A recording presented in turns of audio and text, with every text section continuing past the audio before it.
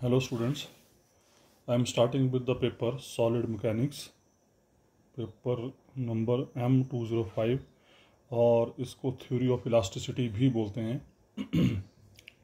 तो सबसे पहले इसमें थोड़े से बेसिक कंसेप्ट्स हैं जिसको मैं ब्रीफली थोड़ा आपको बताता जाऊंगा कि किस तरीके से क्या कंसेप्ट हैं। पर इन कंसेप्ट्स को स्टार्ट करने से पहले मैं आपको बताना चाहूँगा कि अगर आपने इनको स्ट्रांगली अगर कंसेप्ट के बारे में जानना है तो बेटर है कि आप लोग फ्लूइड डायनामिक्स के फर्स्ट, सेकंड और थर्ड वीडियोस को ध्यान से देखें। ये कंसेप्ट लगभग जो हैं वो फ्लूइड डायनामिक्स से मिलते जुलते हैं। तो यहाँ पर तो मैं ज़्यादा डिटेल में बात नहीं करूँगा क्योंकि मैंने फुली डिटेल में जो बात की है वो फ्लूइड डायनामिक्स के वीडियो नंबर 1, वीडियो नंबर 2 और वीडियो नंबर 3 में की है। तो आप ऐसा करें कि इस YouTube चैनल के प्ले लिस्ट में जाएं और प्ले लिस्ट में जाकर फ्लूइड डायनामिक्स का वीडियो नंबर 1, वीडियो नंबर 2 और वीडियो नंबर 3 को डिटेल से देखें। वहाँ आपको पूरी डिटेल में सारे कंसेप्ट मिलेंगे। यहाँ पर भी मैं एक्सप्लेन कर रहा हूँ, ऐसी बात नहीं है, पर यहाँ पर मैं ज़्यादा उसको फुली एक्सप्लेन नहीं करूँगा, मोटा मोटा आइडिया देता जाऊँगा और आगे बढ़ता जाऊँगा। और अगर आपको पूरी फुली डिटेल चाहिए तो go through video 1, 2, 3 of fluid dynamics. Okay, तो फर्स्ट डेफिनेशन इज वेक्टर। बड़ी छोटी क्लास का कंसेप्ट है ये। Quantities having both magnitude and direction are called vectors. ठीक है जी।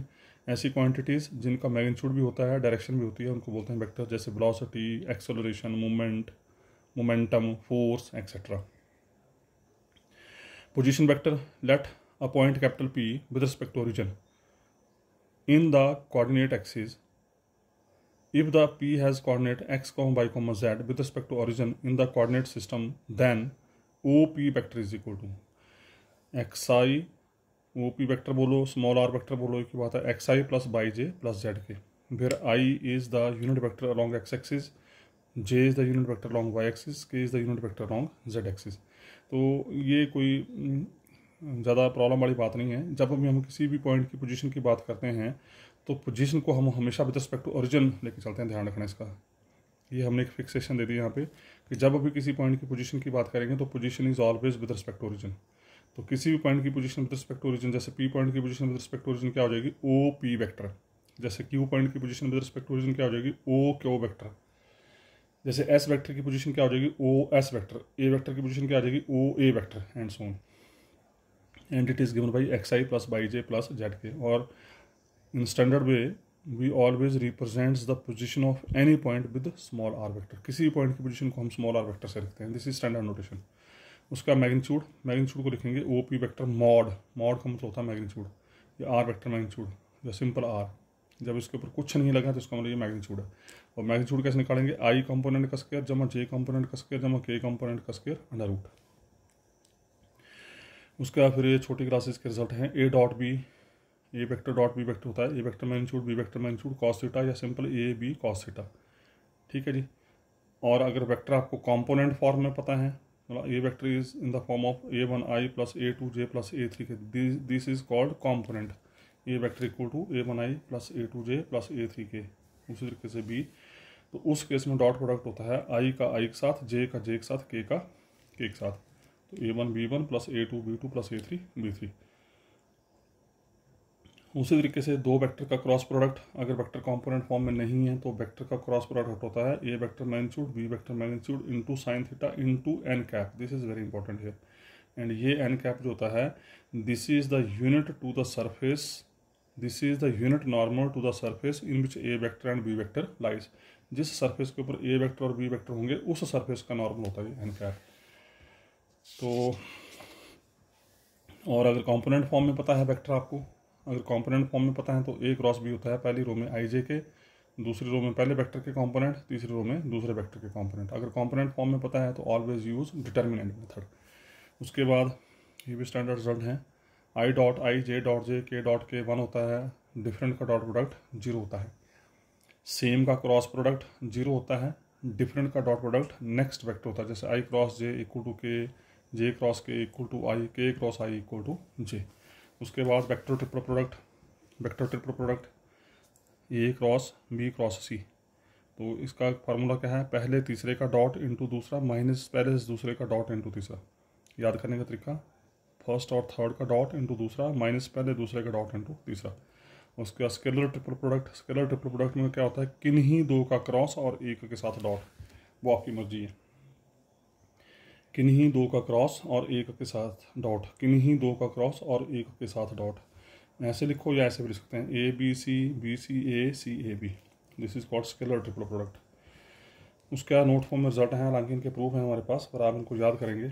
ए vector cross del vector cross A vector, अगर डेल ऑपरेटर बीच में आए दो वेक्टर के बीच में तो ये होता है half grad A square minus A vector dot del into A. ये फार्मूले हम यूज़ करेंगे आगे जाके, तो आपको याद करने हैं।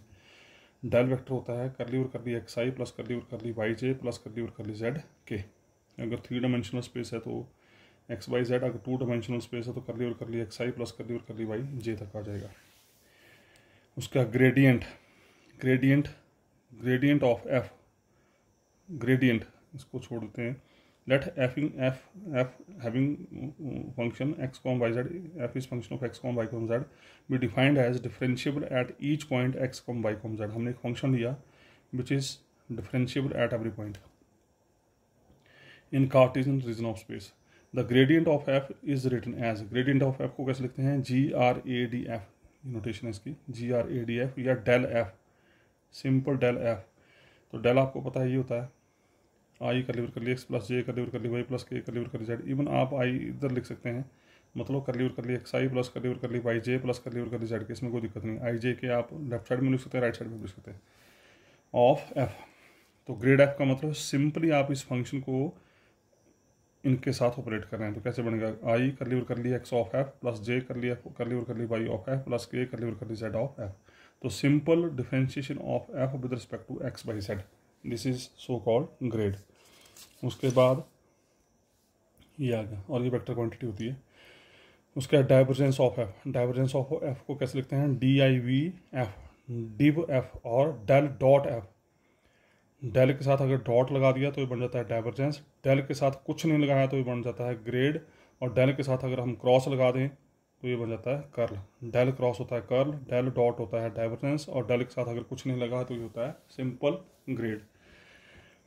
तो let f be any given differential point vector, then divergence of f is given by. तो डाइवर्जेंस ऑफ एफ कैसे लिखेंगे, div f del dot f, ये डेल आ गया, डॉट एफ, एफ को हमने कॉम्पोनेंट फॉर्म लिख दिया, एफ एक्स आई प्लस एफ वाई जे प्लस एफ जेड के। और जब आप दो वेक्टर क्वांटिटीज़ का डॉट प्रोडक्ट लेते हैं तो क्या होता है, आई का डॉट आई के साथ होता है, जे का डॉट जे के साथ होता है, के का डॉट के के साथ होता है। तो ये बन जाएगा करली और curly x of F x plus curly और curly y of F y plus curly और curly z of F z. ठीक है, and this is a scalar quantity, याद करिए इसको, divergence of any function is always scalar quantity. उसका curl F,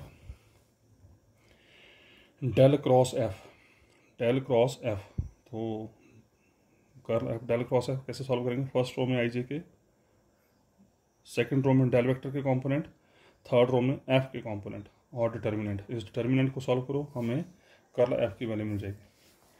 उसके बाद ये कुछ एक हमारे पास रिजल्ट हैं, कर्ल ग्रेड एफ। अगर कर्ल और ग्रेड इकट्ठे हो जाएं, याद करिए इसको, जहाँ पर भी कैलकुलेशन करते करते कर्ल और ग्रेड इकट्ठे हो गए, result is always zero. Divergence और कर्ल इकट्ठे हो गए, then result is again zero. Curl grad is always zero, divergence curl is always zero.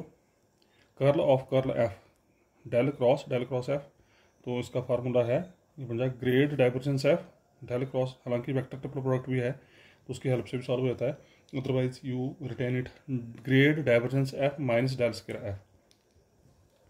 उसका डेल स्क्वायर का मतलब डेल डॉट